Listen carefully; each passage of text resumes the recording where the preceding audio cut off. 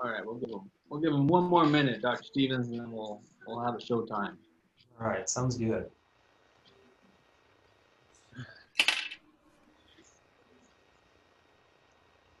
Hello, Miss Virginia. Good to see you. Hi, I'm loving the background. I know, that's fantastic. this is Brighter Days. It's last summer in Nova Scotia, and of course I have my nautical themed t-shirt on today, so I'm all It's making the hat.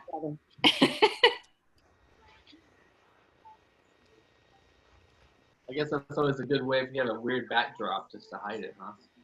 right. I have a couple of perhaps not G-rated pieces of art behind me, so I figure it's best to use a vacation photo instead.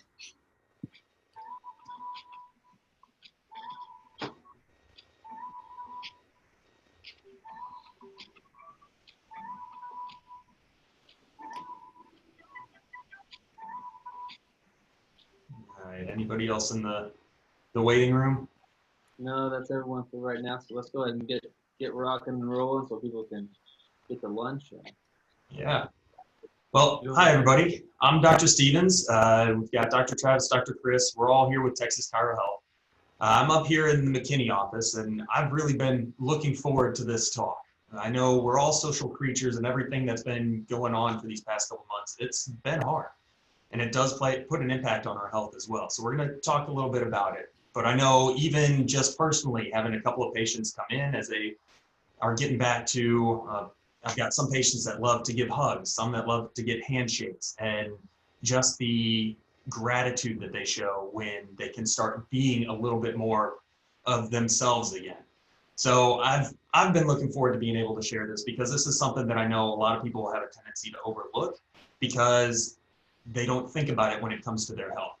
So I'm going to let Dr. Travis kind of go over a little bit more of what we do with all these 12 minutes to help to make sure that we are covering everything and making sure everybody does stay healthy.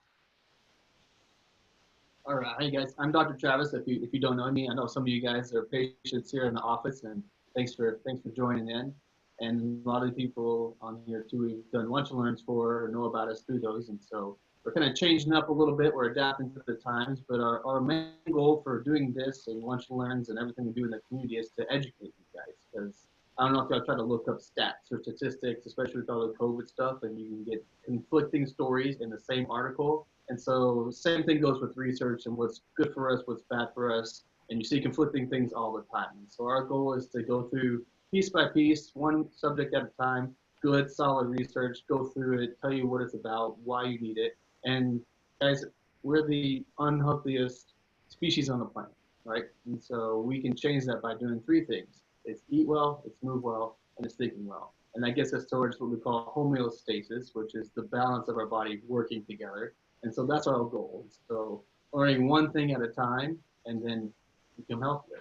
And so as we go through this, as Dr. Phillips is going through the research here, if you have any questions, please type them in the group chat and we'll get to them when we're done there. And Dr. Phillips, you want to teach them a little something? Yeah, sounds good. Thanks, Dr. Travis. Give me just a second here. I'm going to share my screen with you guys. I put together some slides for us to take a look at here. Oh, of course, mine shrank. Let's see here. Give us a sec.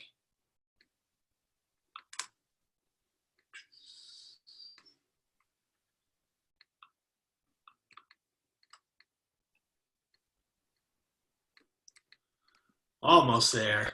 All right, cool.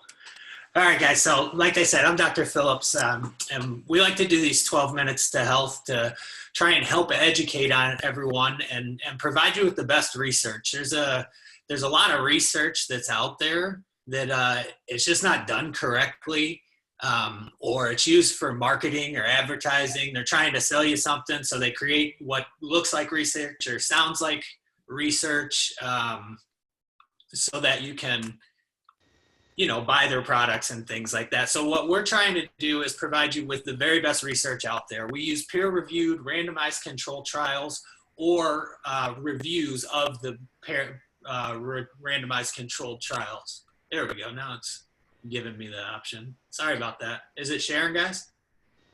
Yeah. Yep. Got it. It says it's paused on mine for some reason. No big deal. But anyways, we want to give you an unbiased, evidence-based approach to how to actually live a healthy lifestyle. And like Dr. Travis was talking about, it comes down to eating well, moving more, and thinking well. Today, we're going to focus more on the thinking well and how a positive outlook and just social interaction can help you, and how it affects your immune system and how it can hurt you by not having it as well. So, Dr. Stevens pointed out that we've been on lockdowns, we've been isolated, not at work, not around our friends, things like that. And it's really having a negative effect on our health. And the research supports that. But there's things that we can do to have a positive impact as well. So as we look at it here, we're going to study or look at the study done by Seaman and McEwen today. And the title of the study was The Impact of Social Environment Characteristics on Neuroendocrine Regulation. And basically what they're trying to say there is, how does our social environment affect us reaching homeostasis, or that baseline health that we're always talking about? How does it affect our immune system? How does it affect our mortality and our death rate and things like that? So the first thing that they pointed out here is that, and this is a review, so they looked at a bunch of different research that's out there, all the randomized controlled trials that are out there on our social interaction, being that we evolved as tribal people, and we depend on the interaction with others for ourselves. So they looked at all these studies, and what they found is that physiological homeostasis, or that baseline health that we talked about, is influenced not only by your physical environment, but also by your social environment. So to a lot of us, it makes sense that what we put into our body affects how healthy we are. And if we exercise enough, it's going to change our health for better or worse, whether we are or are not moving enough. But a lot of times we don't think about the stress or the social interaction and the benefits or negative impacts that it can have on our health. So what they said is, the basis of this study says, yes, it's just as important as how much we move and exercise. It's just as important as eating the right foods, taking our omega-3s, vitamin D, vitamin A, probiotics, things like that, to boost our baseline immunity. So the social environment is just as important. When they went on through the study, they started tracing, how is it affecting us? Like, what are the pathways that it's taking? So whether we have a positive experience in a social setting or a negative experience in a social setting, it all starts in our neocortex. So our neocortex is the outside layer of our brain, right? And from our neocortex, it actually moves through the pathways down into our temporal lobe, which is out to the sides of the brain by your temples, right? So it's following these pathways. It makes its way into the amygdala and the hippocampus, which controls emotion. And what that does is, it either, if it's positive, it fires your parasympathetic nervous system. So basically you get that good feeling, you get that kind of laughter, that flutter in your chest. It feels really good, right? Or if it's a negative experience, it can fire your sympathetic nervous system. And that's where we get that kind of pit in the stomach feeling, that anxious feeling. We go into what they call fight or flight, right? We kick into survival mode. And one of the biggest things that we face, especially living in the United States now, is we live in chronic sympathetic nervous system. So we are constantly stressed out and in that fight or flight mode, which has a ton of poor effects on our body. So that's kind of the path that it takes. And what we found is that a lack of social interaction or negative interaction, if you're getting enough, but you're always getting picked on, or your friends joke about you or things like that, those are negative influences on our health. And what that does is it increases the hormone cortisol, which is our stress hormone. Most people have heard of cortisol, but it causes us to have that sympathetic nervous system state where we're storing fat. The blood isn't staying around our organs. It's out in the periphery because we're in that fight or flight. And we just always feel stressed out or anxious, right? And that leads to anxiety and depressions and all sorts of other things. And then when they looked at interpersonal relationships, kind of the one-on-one relationship with those people in your social network, they found that a decrease in that has the negative effect that actually increases our fatality. So the less interaction we have with people, or the more negative interaction, we're noticing that people are dying at earlier ages, and that their levels of disease, their quality of life is just down across the board. In all these studies, they found that the quality of life is way down if we don't get the social interaction that we need, or if we have negative social interaction in those spaces. So, and then lastly, what they found is it has a significant effect on our immune function and physical pain. And this has been kind of hot in the news and social media and stuff lately because we did go into a lockdown. And we did isolate ourselves from our friends, from our social networks, from the people around us. And what they found out, it was to try and avoid the virus at first, but now our immune systems have been weakened. And people are getting sicker coming out of this thing as they get exposed to more stuff, when it used to just not be an issue to us because we had a stronger functioning immune system. So the effect on the immune system is huge. And also they found a significant increase in physical pain. So people who suffer from low back pain, for instance, or knee pain, or, you know, describe the pain, their pain is increasing significantly by not having the social interaction that they need. Or if they are getting the social interaction and it's negative, you have the same effect of not having it. And it's been very bad for people who are in pain. It increases their pain even more so. So, you know, looking at all that stuff, it's very important. Like I said, it's as important as exercise. It's as important as what you're eating each day. It's important that you have a good social environment and that you surround yourself with good positive thought. It's one of what we call our essential nutrients. Our essential nutrients are movement, positive thought, and the things that we're putting into our body. So again, eating well, moving well, and thinking well. And when I look at this information, this is, you know, something that we've committed to, is reading through this research, giving you guys the best research, but it's up to you guys to do something with it. So I'm going to let Dr. Stevens talk to you a little bit about how you can come into our office and get some more information or more research if that's what you're looking for. You can join us on these 12 Minutes to Health every Tuesday night at 6 on Facebook, or we do the Wednesday Zoom calls through the link. And he'll tell you a little bit about how to come into the office and take a little deeper look at it. So Dr. Stevens, do you want to hit that real quick? Absolutely. So as Dr. Chris was talking about, people are noticing more pain. They're also finding that they are getting sicker right now. Well, our way to be able to, first off, help you is let's take a look. Let's see what's going on. We work with different charities throughout the year. Right now, we're working with Big Brothers Big Sisters. So that initial exam and x-rays to kind of see where your baseline health starts to fall, it's $39. So you get to start taking advantage of seeing what's going on with your life and how you can start getting back in control of it. And that covers the consultation, that covers the exam. We do a functional movement screen, and then we'll actually sit down with you the next day to go over absolutely everything that we found and answer any other questions. But yeah, come into the office. Our phone numbers are right there. Give us a call. If you have other questions that are going on, even if you just want to pick up some of the research, we have that here in the office as well. Dr. Travis, did I miss anything?